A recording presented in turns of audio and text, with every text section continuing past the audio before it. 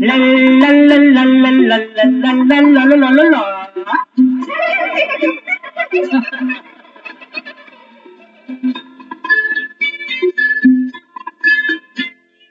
रंग से और नाम से, दाद से और नाम से इज्जत मिलती है यहाँ। देखो अच्छे काम से कोई काम बुरा तुम मत करना, बदनाम कभी नहीं होना। रोना कभी नहीं होना, चाहे टूट जाए कोई खिलौना, खिलौना सोना चुपके से सोना, चाहे टूट जाए सपना सलोना, सलोना रोना चाचा नहीं रोना, चाहे टूट जाए कोई खिलौना, खिलौना लल्ला लल्ला लल्ला लल्ला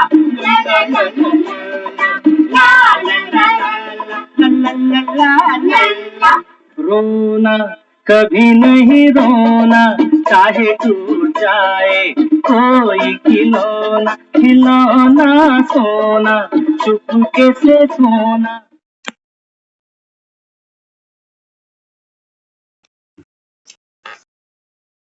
ओम शांति। बाबा बच्चों को समझाते हैं, बच्चे रोना कभी नहीं रोना, चाहे टूट जाए कोई सपना सलोना या टूट जाए कोई प्यारा सा खिलौना।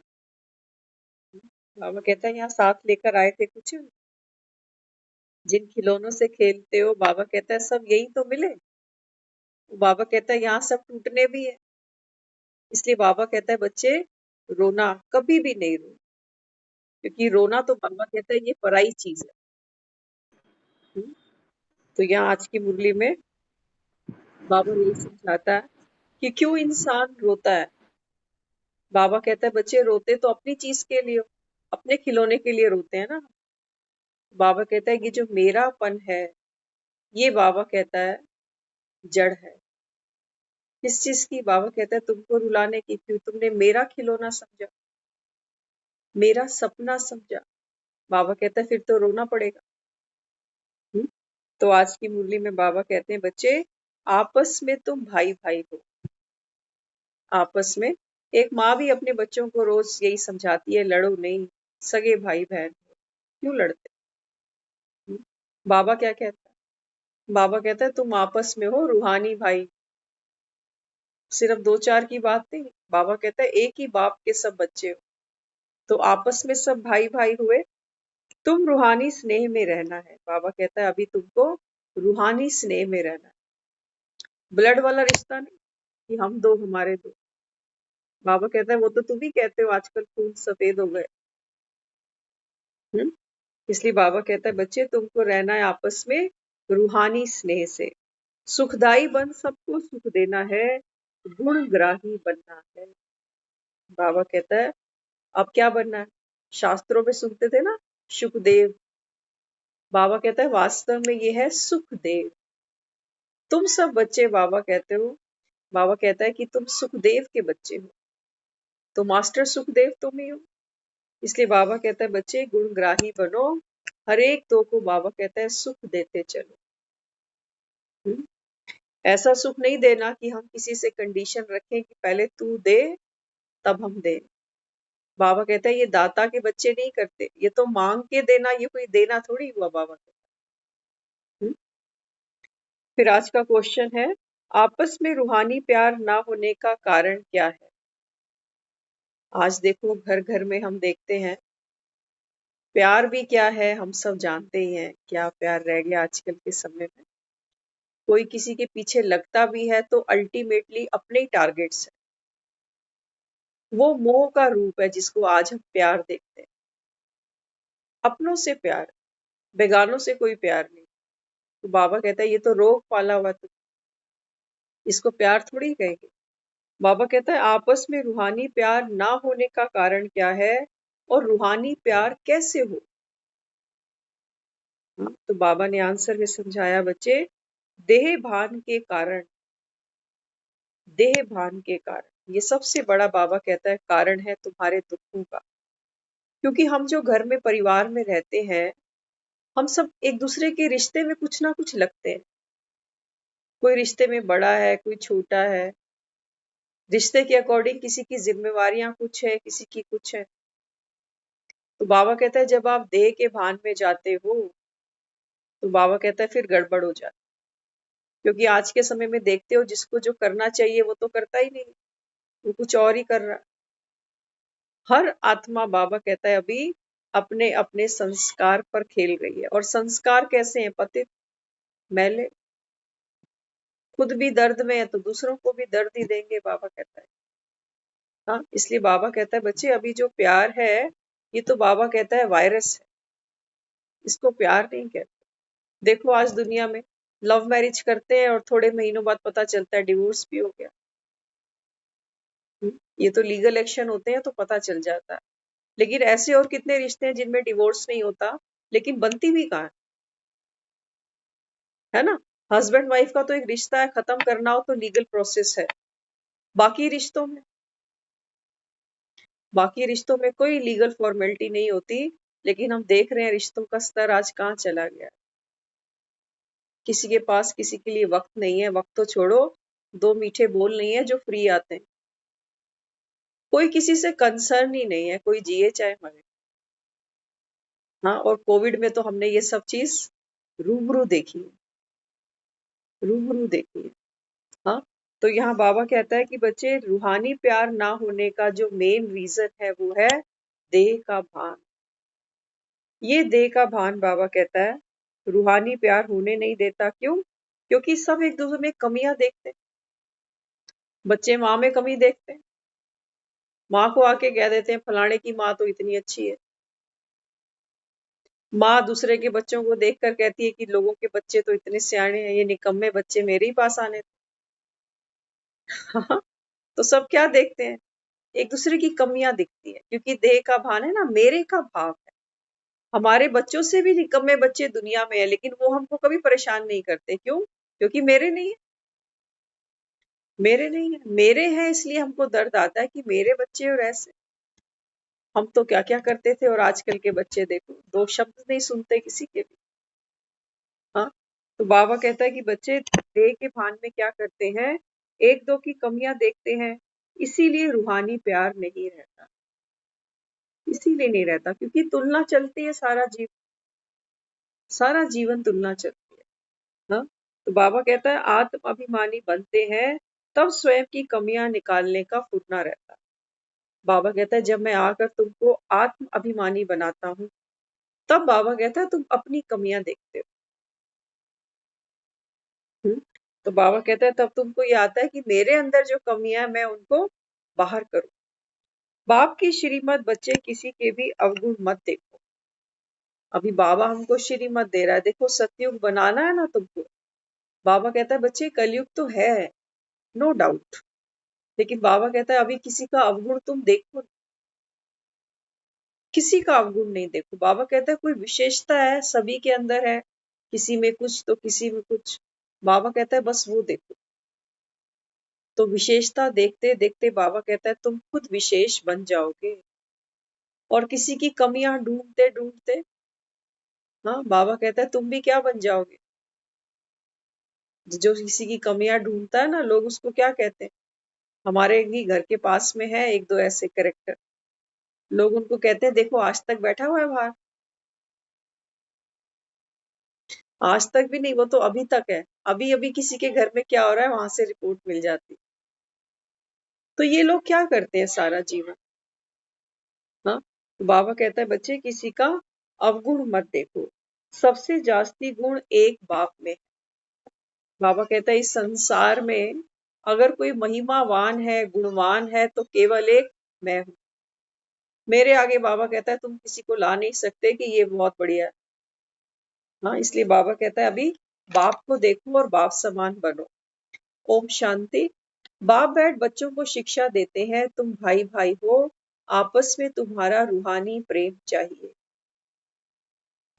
बाबा अभी शिक्षा देता है। देखो एक माता पिता भी होता है ना, अपने बच्चों को रोज समझाते हैं, देखो लड़ाई झगड़ा मत किया करो, कल को हम नहीं रहेंगे तो घर में एकता बना के रखना चाहते हैं।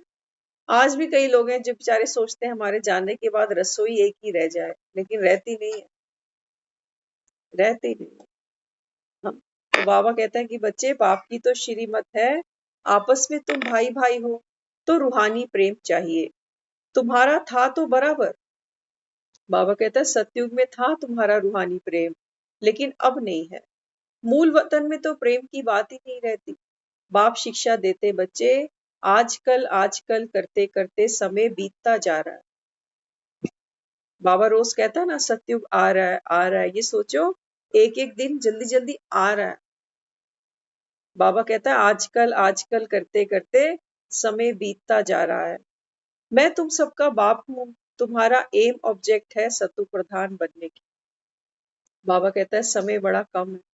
अभी कुछ समय पहले ही हमने 2022 न्यू ईयर मनाया था।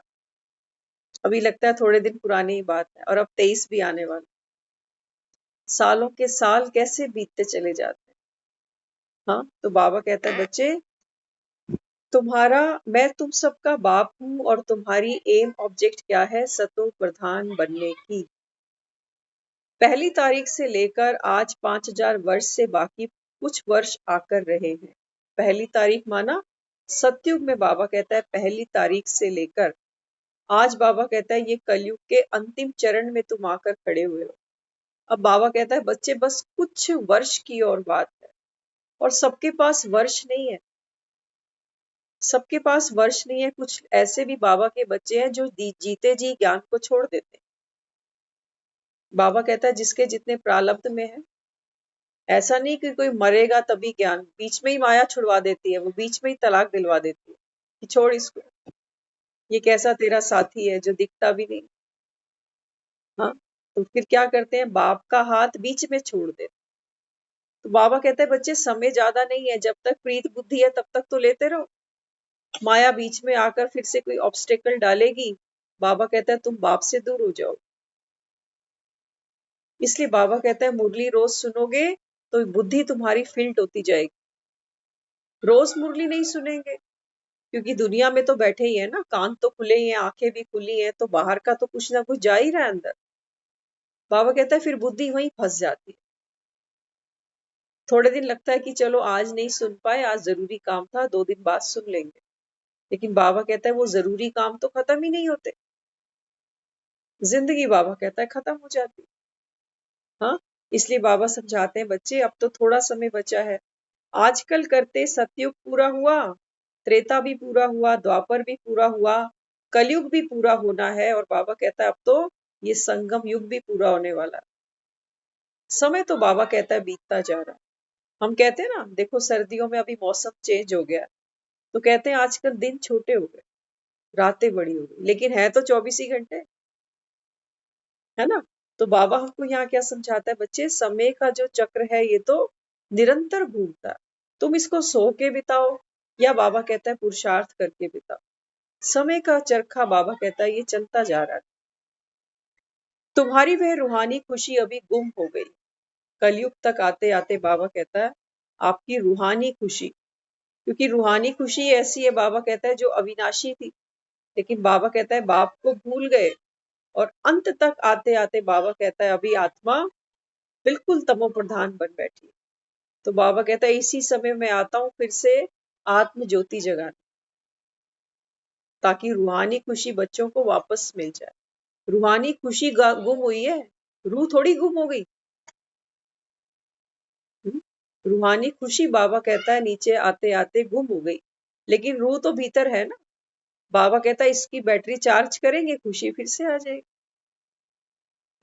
तो बाबा यहाँ कहते हैं 5000 वर्ष बाद संगम युग होता है, तभी मैं आता हूँ। तुम मीठे मीठे बच्चे कितने अडोल थे, कोई मतभेद नहीं था, किसकी निंदा नहीं करते थे। देखो निंदा 2 प्रकार की होती है। एक निंदा तो हम अपने मुख से किसी को कुछ कह देते हैं किसी थर्ड पर्सन के बारे में, और एक अपना ओपिनियन बनाते हैं उसके बारे में कि ये ऐसा है ना। और दूसरी निंदा हम कैसे करते हैं, क्योंकि बाबा कहता है बच्चे पाप कर्म नहीं करो, तो बच्चे फिर क्या करते हैं, अब किसी के साथ शेयर तो नहीं करते, अब क्या करते हैं, अंदर ही अंदर बाबा कहता है उसका परचिंतन करते हो। ये भी तो निंदा है, अपने भीतर ही कर रहे हो। दूसरे का कूड़ा बाबा कहता है अपने अंदर ही इधर उधर करते जा रहे हो, तो जाएगा कहाँ वो? अल्टीमेटली तो चित्त पर ही बैठेगी ना बात। क्योंकि जितना हम किसी का मनन चिंतन करते हैं, बाबा कहता है वो संस्कार तुम्हारा पक्का हो जाता है। तो दोनों प्रकार की बाबा कहता है निंदा को अभी बंद करना। अगर हम मन से सभी के प्रति गुड वाइब्रेशंस क्रिएट करते हैं, तो हो ही नहीं सकता कि मुख से हम किसी के लिए गलत बोल जाए। इसलिए बाबा कहता है बीज पर काम करो। हम अटेंशन देते हैं बाहर के काम पर कि हम तो चुगली नहीं करते किसी के साथ। अब कोई कर रहा है तो कान थोड़ी बंद कर लेंगे, ये भी कह देते हैं। बाबा क्या कहता है? बाबा कहता है कि बच्चे गेहूं के साथ घुन भी पिसेगा। तुम खड़े तो थे ना, बाबा कहता तुमने रस तो लिया वहां पर।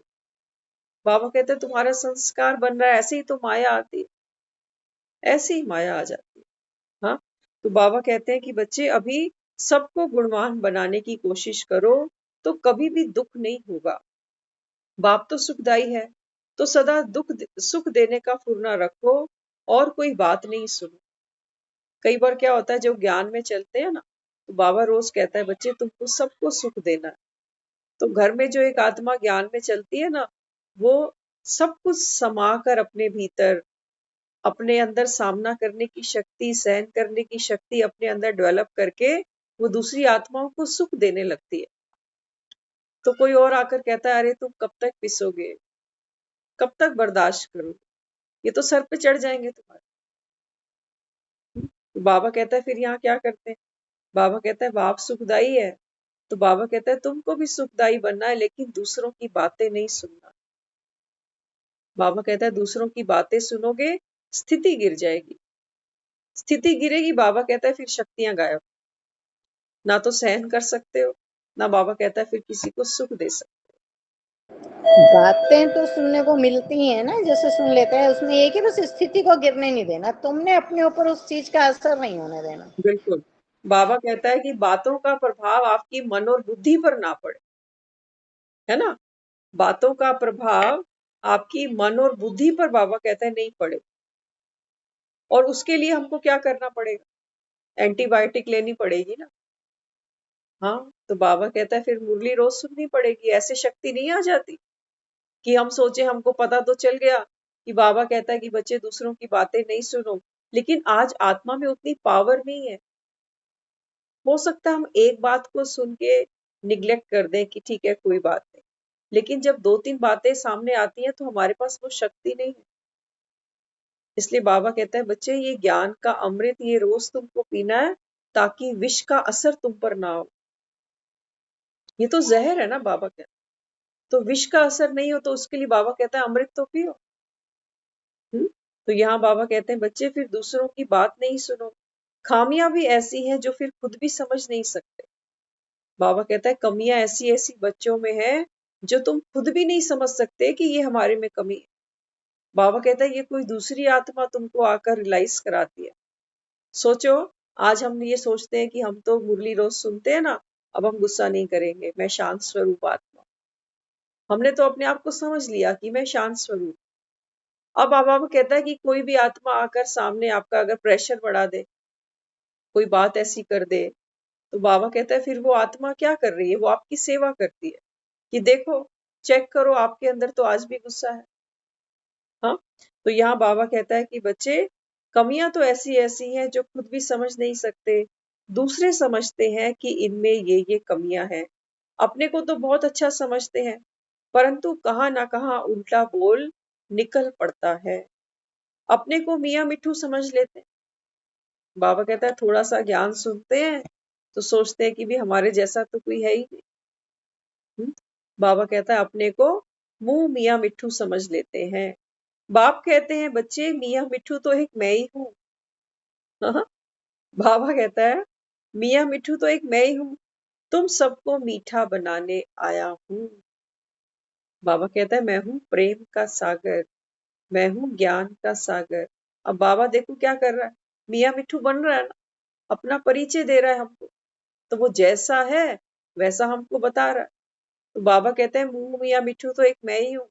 और आकर बाबा कहता है तुम सबको मीठा बनाता हूँ।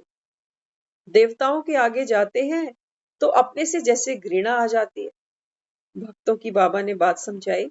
बाबा कहता है जो भक्त आत्माएं हैं जब ये मंदिर जाती हैं तो देवी देवताओं के चरणों में माथा झुकाती है, कान पकड़ती है, नाक रगड़ती है और क्या कहती है, हमारे जैसा पापी नीच कपटी, हाँ आप दया करो, आप रहम के सागर। तो बाबा कहता है वहां तो जब जाते हैं तो जैसे अपने से घृणा आ जाती है, फिर घर में आते हैं तो फिर कोई घृणा नहीं। मंदिर में जाकर बोला मैं नीच हूँ, पापी हूँ, कपटी हूँ, क्योंकि देवी देवताओं के सामने अपने आप को क्या फील करते हैं कि मैं तो पतित हूँ और ये देवी देवता।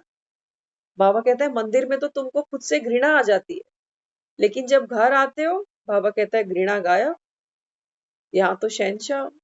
और आकर तुमको कोई बोले कि तुम नीच पापी कपटी हो तो कहेंगे क्या तू कम है, कैसे बोला मुझे। तो बोले तुम मंदिर में तो कह रहे थे अभी।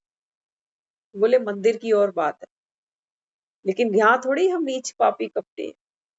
हाँ, तो बाबा क्या कहता है, बाबा कहता है देवताओं के आगे मंदिरों में जाकर तो तुमको खुद से घृणा आती है कि मैं मूर्ख भी हूँ, फलगामी भी हूँ, लेकिन जब घर आते हो बाबा कहता है घृणा गायब, क्योंकि वहां पर बाबा कहता है देह का भान फिर से आ गया कि मैं कोई किसी से कम हूं क्या। जरा ख्याल भी नहीं करते कि ऐसा इनको किसने बनाया। भक्ति में हमको कभी ये ख्याल भी नहीं आया कि ये जो देवी देवता है ये ऐसा इनको किसने बना दिया और हम में क्या कमियां रह गई कि हम ऐसे क्यों नहीं बने। बाबा कहता है ये कभी किसी को ख्याल भी नहीं आता कि इनको ऐसा बनाने वाला कौन है। अभी बाबा कहते हैं देवी गुण धारण करो, शिव जयंती माना स्वर्ग की जयंती। बाबा कहता है मैं अपने साथ तुम्हारे लिए स्वर्ग की बादशाही लेकर आता हूँ। सारा मदार पढ़ाई और याद पर है। बाबा कहता है बच्चे सारा मदार पढ़ाई पर तो है ही, पढ़ते हो। बाबा कहता है मुरली सुनना तो सबको अच्छा लगता है, लेकिन याद में बाबा कहता है बच्चे कच्चे हैं। सारा दिन याद किसको करते हैं, बाबा कहते हैं देहधारियों को। उन्हीं की चिंता होती है कि किसके नंबर कैसे आए, हाँ किसी की तबीयत अब कैसी है। सारा दिन बाबा कहता है यही सब करते रहते हो। बाप की याद आती है तुमको, 5000 वर्ष बाद तुमको आकर मिला हूं। और बाबा कहता है अब तो बच्चे घर जाने का समय हो गया। बाबा कहता है मुझे याद करो तुम्हारे पाप कटे, मुझे याद करो। बाबा कहता है मन से बोझ उतरे। लेकिन बाबा कहता है मुझे तो याद नहीं करते, बल्कि जो चीजें बोझ बढ़ाती हैं उनको बाबा कहता है तुम सारा दिन याद करते हो। अपने दुखों को, अपनी चिंताओं को, अपनी परेशानियों को, अपने दुख देने वाले संबंधों को बाबा कहता है इनको तो निरंतर याद करते हो। तो बाबा कहता है इन्हीं को याद करते करते मन भारी हो जाता, बुद्धि थक जाती है। इसलिए बाबा कहता है कि बच्चे सारा मदार है पढ़ाई और याद पर। याद में रहने से और बातें फिर भूल जाती हैं। भले आगे भी भगवानुवाच अक्षर सुनते थे, परंतु झूठे होने के कारण दिल पर नहीं लगते थे।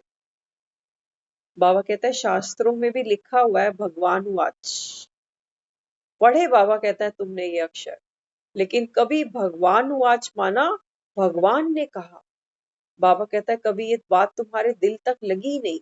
क्यों? क्योंकि बाबा कहता है वो बातें झूठी हैं जो शास्त्रों में तुमने पढ़ी। बाबा कहता है अब है सच्चा सच्चा भगवानुवाच। बाबा कहता है ये बातें तुम्हारे दिल पर लगती है, क्योंकि शास्त्रों में तो सभी को भगवान लिखा गया। तो बाबा कहता है इसलिए वो कभी दिल पर नहीं लगती। तो आत्मा जब परमात्मा को सुनती है तब बाबा कहता है वो चोट उसके दिल पर लगती है कि भगवान मुझसे आकर कह रहा। हाँ, ठीक कर भीतर में भगवान है तो फिर वाच कैसे करें। बाबा कहता है भक्ति में लिखा है किताबों में भगवान वाच, लेकिन कहते हो कि ठीक कर भीतर में भी भगवान है। तो बाबा कहता है फिर मैं बोलूं कैसे। पत्थरों के अंदर भी तुमने मुझे कहा कि भगवान बैठा है, तो पत्थर से बाबा कहता है मैं कैसे बोलूं? पत्थरों की मूर्तियां तो बाबा कहता है कभी बोलती ही नहीं। इसलिए बाबा कहता है वो झूठा है भगवानवाच। अब बाबा कहता है सुनो कि भगवान तुमसे रोज क्या कहता है। पैगाम तो एक बाप ही देते हैं बच्चे, मामे कम याद करो, सब जगह पैगाम लिख दो। बाबा कहता है दुनिया में तुमने कितने लोगों को बोला ये पैगंबर है, पीर पैगंबर है, मैसेंजर है, भगवान का मैसेज देने वाले। लेकिन बाबा कहता है बच्चे मैंने तो कभी किसी को मैसेज दिया ही नहीं, मुझसे तो कभी कोई मिला ही नहीं। ये पैगंबर किसको कहते हो? ये मैसेंजर किसको कहते हो? तुम्हारे ये धर्म पिता, बाबा कहता है ये मेरे पैगंबर नहीं थे। तो बाबा कहता है सच्चा सच्चा पैगंबर कौन है? बाबा कहता है मैं स्वयं हूँ, तुम्हारे लिए पैगाम लेके आया हूँ। बच्चे अब घर जाना है, इसलिए मामे कम याद करो। किसी ने कहा तुमको? बाबा कहता है आज तक भक्ति खूब की, कभी किसी धर्म गुरु ने तुमको बोला कि अब घर जाना है, सबको लेके जाऊंगा? बाबा कहता है मैं तो ये कहने आया हूँ, क्या ये मेरा मैसेज तुमको कभी मिला? इसलिए बाबा कहता है बच्चे दुनिया में तो कोई पैगंबर मैसेंजर मैंने कभी भेजा ही नहीं। अगर मैं भेज देता तो बाबा कहता है फिर मुझे आकर ये सब करने की क्या दरकार? अगर भगवान एक मैसेज भेज के ही दुनिया का परिवर्तन कर दे तो भगवान को करण करावनहार कौन कहेगा? उसको खुदा कौन कहेगा कि तू खुद आ? उसको स्वयंभू कौन कहेगा कि तू स्वयं भूमि पर आ? फिर कैसे उसकी ये बात पूरी होगी? यदा यदा ही धर्मस्य, जब जब धर्म की ग्लानि होगी मैं आऊंगा। बाबा कहता है ये तो मेरा प्रॉमिस है ना तुमको। हर 5000 वर्ष के बाद बाबा कहता है जब कलयुग का अंत आएगा तब बाबा कहता है मैं आऊंगा तुम आत्माओं को पावन बनाने, तुमको सतो प्रधान बनाने, तुमको मुक्ति जीवन मुक्ति का वर्षा देने। बाबा कहता है मुझे आना ही पड़ेगा, जो वादा किया वो निभाना पड़ेगा। तो बाबा कहते हैं कि बच्चे अब सबको ये पैगाम दो। अमरनाथ सच्ची कथा सुना रहे हैं अमरपुरी ले जाने के लिए। कहानियां तो बाबा कहता है तुमने खूब सुनी कि शिव ने पार्वती को अमर कथा सुनाई, उसी को ही सुनाई बस। बाकी बाकी पार्वतियां कहाँ जाएंगी? बाबा कहता है बच्चे ये अमर कथा सुनाई जाती है मृत्यु लोक। ऐसा नहीं है कि कोई ऊपर आसमान में बैठकर शिव ने पार्वती को कथा सुनी। बाबा कहता है अमर कथा सुनाई जाएगी मृत्यु लोक में, जहां मृत्यु है वहां से बाबा कहता है मैं तुमको अमर पद की प्राप्ति कराऊं।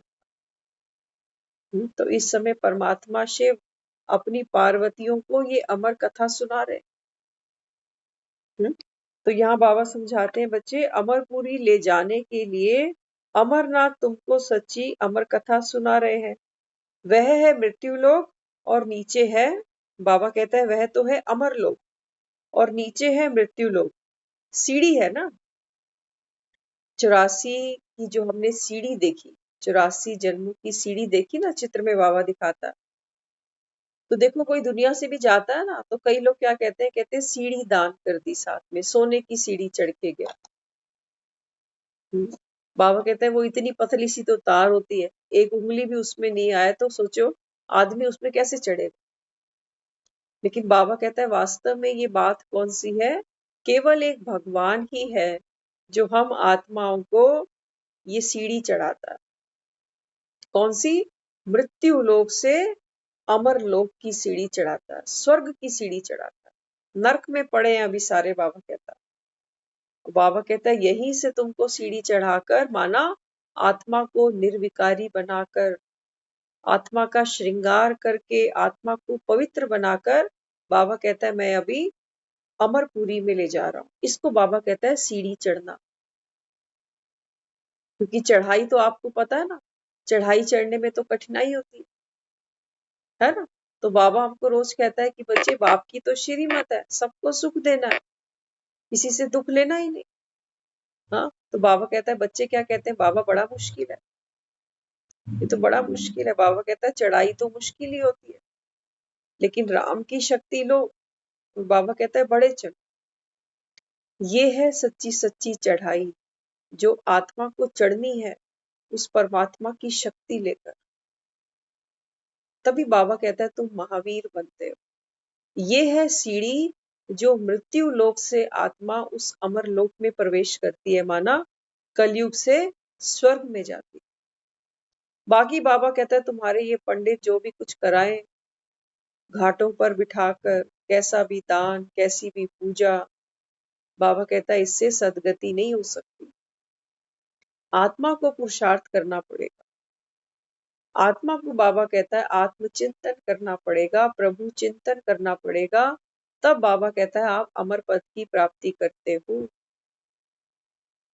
योग्य बनना पड़ेगा ना, तभी तो कोई हमको सीट मिलेगी।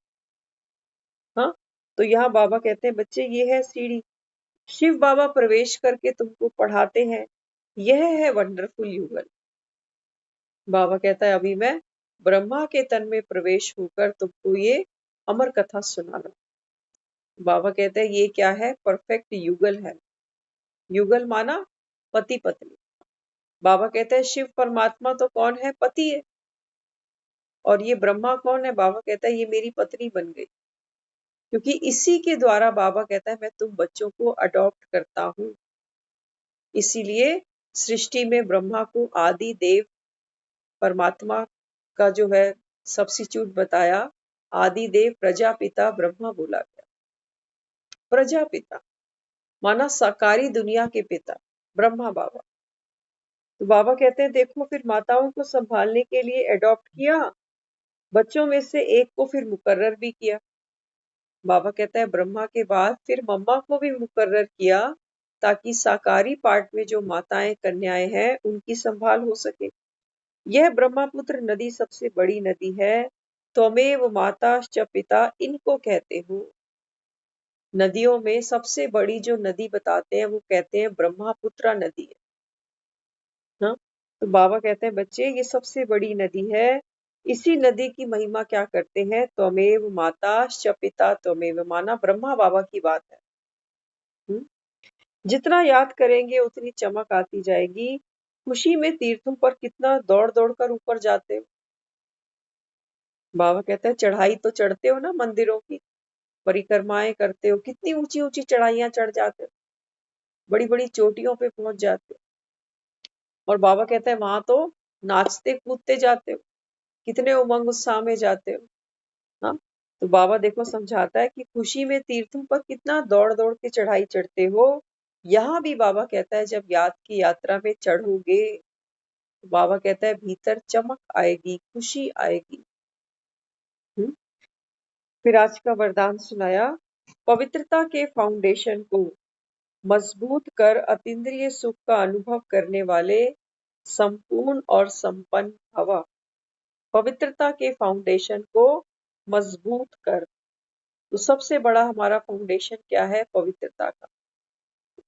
बाबा कहता है बच्चे तन की भी पवित्रता, मन की भी पवित्रता, धन की भी पवित्रता, जन की भी पवित्रता।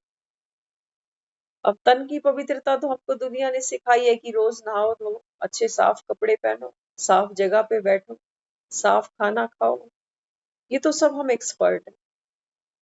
लेकिन मन की पवित्रता, ये भी हमको थोड़ा बहुत सिखाया सबने, झूठ नहीं बोलो, हाँ, किसी की निंदा चुगली नहीं करो, समय व्यर्थ नहीं करो, ये सब हमने पढ़ा। लेकिन बाबा कहता है जो मन की पवित्रता है वो बड़ी गुह्य है। तो मन की पवित्रता में बाबा हमको समझाता है बच्चे आपका मन तब पवित्र बनता है जब मन किसी बात की चिंता ना करे, जब मन अपनी ही मौज में रहे, बेफिक्र बनकर रहे। ये बाबा कहता है ये है मन की पवित्रता। लेकिन ये आएगी कहाँ से, आज तो दुनिया में टेंशन के सिवा कुछ है ही नहीं, बच्चे बूढ़े या जवान। बाबा कहते हैं टेंशन तो सभी को खा रही। हाँ, इसलिए बाबा कहते हैं बच्चे मन की पवित्रता मिलती है परमात्म ज्ञान सुनने से। जब तक बाबा कहता है आप स्वयं को आत्मा नहीं मानते, तब तक बाबा कहता है आप पुरुषार्थ करके पवित्र बन नहीं सकते। तो मन की पवित्रता, फिर धन की पवित्रता। बाबा कहता है धन तो सब कमाना जानते हो, लेकिन सात्विक धन हम कैसे कमाएं, बाबा कहता है वो दुनिया में कोई नहीं जानता। तो बाबा कहता है सात्विक धन कमाने के लिए, धन कमाते समय बाबा कहता है आपकी स्थिति कैसी हो, खुशनुमा। आज लोग काम तो करते हैं, लेकिन काम को भी अभिशाप मानते हैं कि हाय कितना काम है, काम से जी चुराते। हाँ? बाबा कहते हैं बच्चे कृष्ण ने तो तुमको कर्म योगी बनना सिखाया और तुमने कर्म से जी चुराया, चुराया ना जी।